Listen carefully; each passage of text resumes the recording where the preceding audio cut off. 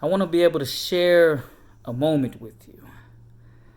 I was having a conversation with someone earlier this morning, and the topic of what we were talking about is trying to get people to understand the change that you see. Man, that specific subject, as I was talking to this person, I was listening to what they were saying and trying to understand where they were coming from, and which I was able to. My response to them was that you can plant the seed of change, but you can't make somebody see the change that you wish to see. In order for things to change, people have to want to change.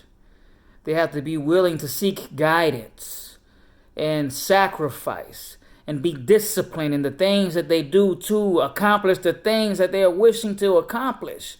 They cannot be fearful of the unknown.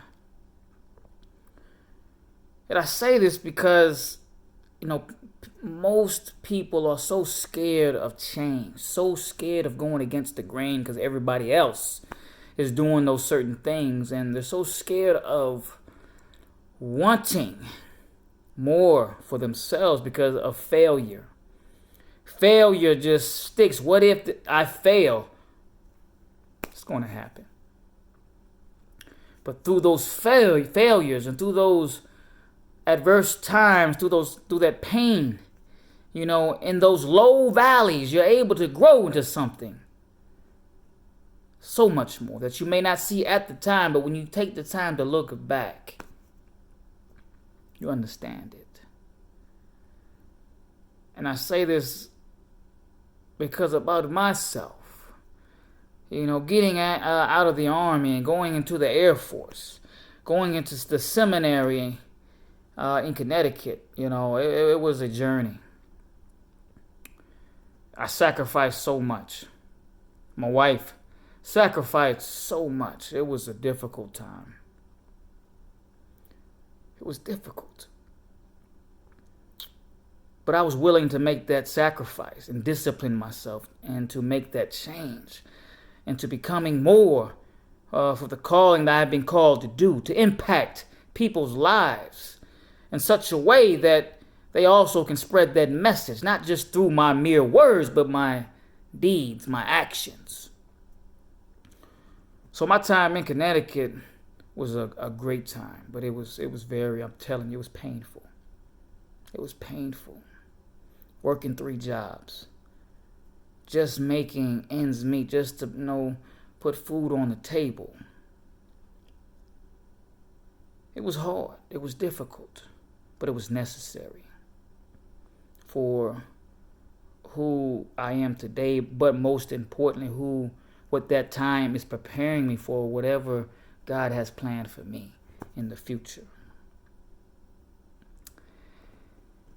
I also say this again because this conversation that I had with this person earlier this morning is you can't force your ideologies, your the changes that you would want them to see.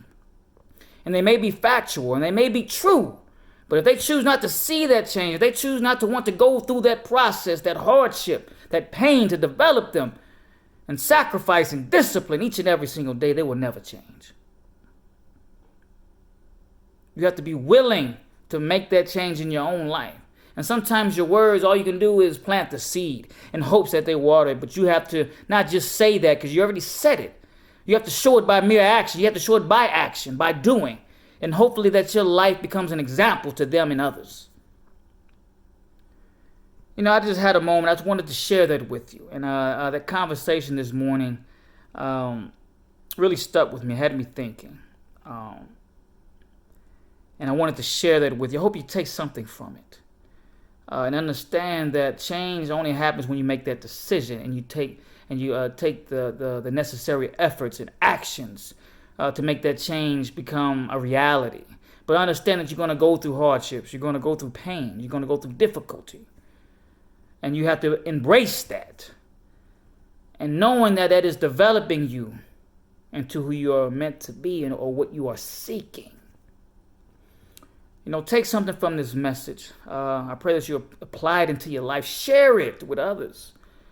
Because I think it's very important that, in order for us to be the change we wish to see, we have to be willing to change.